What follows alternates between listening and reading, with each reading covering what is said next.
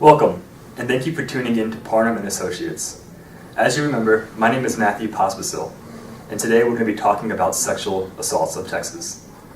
Now, being charged with a sexual assault is a very serious accusation. You run the risk of losing everything: your family, your career, relationships, even have the risk of losing any kind of child rights that you have. Now, the other difficult thing with this is the laws are constantly changing every 2 years to become more strict with harsher consequences.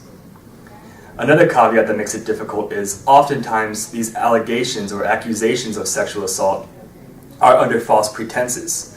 You have a jealous loved one who raises the issue of sexual assault against you, or there's an underlying child custody dispute where they think that's the right way to go about handling it.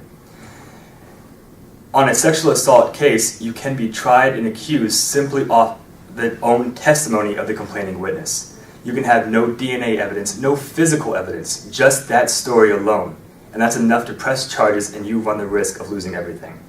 It's why it's imperative that if your loved one is charged with a sex crime, they get in contact and retain legal representation immediately.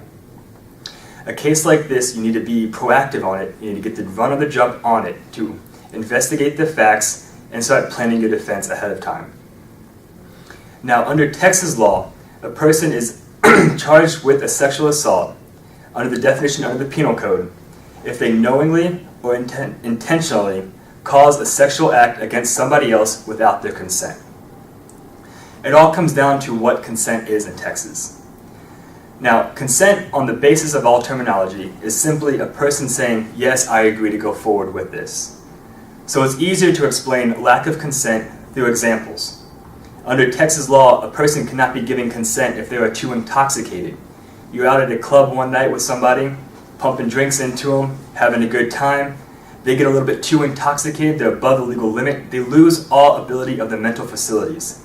At this point in time, that person can no longer consent to having sex. They may be seeming like they want to, but they don't have their mind going forward. They don't know what they are doing, and they are not actually consenting to having sex with you. If you find yourself in this situation, you can be charged with a sex crime. Additionally, if that person's unconscious or they pass out, they are not able to consent to having sex with you at that time as well. Another caveat is, in the state of Texas, the age of consent is 17.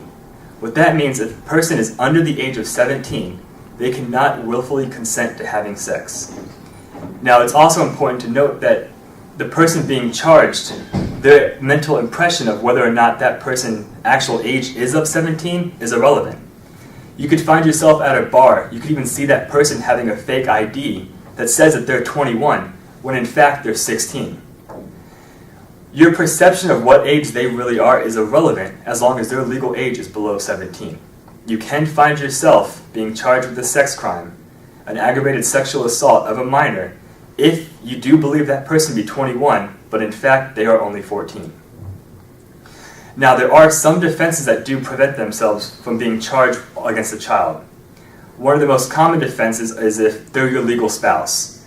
Let's say you're an 18-year-old, you got permission from the parents, and you've married this 15-year-old. Because that person is your legal spouse, you cannot be held responsible if that person does actually in fact give you consent to have sex. Another one is going to be what's commonly referred to as the Romeo and Juliet statute. And that comes down to this 3-year gap. Basically, if, let's say I'm 17 years old, I'm dating this girl who happens to be 15. If we are engaging in sexual activity, consensual sexual activity, and we get cops come and knock on the door, they find out that she's actually only 15, and I'm 17, she's below the legal age of consent, that 3-year gap, the Romeo and Juliet clause, will allow me to have an affirmative defense against this allegation. Now, if you are charged with a sex crime, a sexual assault crime, it does run as a second-degree felony. That has the range of punishment from 2 years in prison to a maximum of 20 years in prison. Additionally, any kind of sex crime that you are charged with does run the risk of having you register as a sex offender. This could range from a 10-year registration period to a period of life registration. Being a registered sex offender has a plethora of consequences, which is again why it's important to retain competent legal counsel who will advise you fully of all of your rights going forward. You can even have things like a deferred adjudication, which we've talked about in other videos, that runs the risk of having a no conviction at the end of it, but oftentimes it will come with a period of registration on the sex offender registry. Being a registered sex offender has a negative impact on your life going forward, between how people perceive you in the real world, between your job prospects, between a lot of different issues of where you can live and things like that. That's why it's imperative, again, if you or a loved one is charged with a sex crime or being accused of a sex crime, you immediately consult a lawyer and get representation.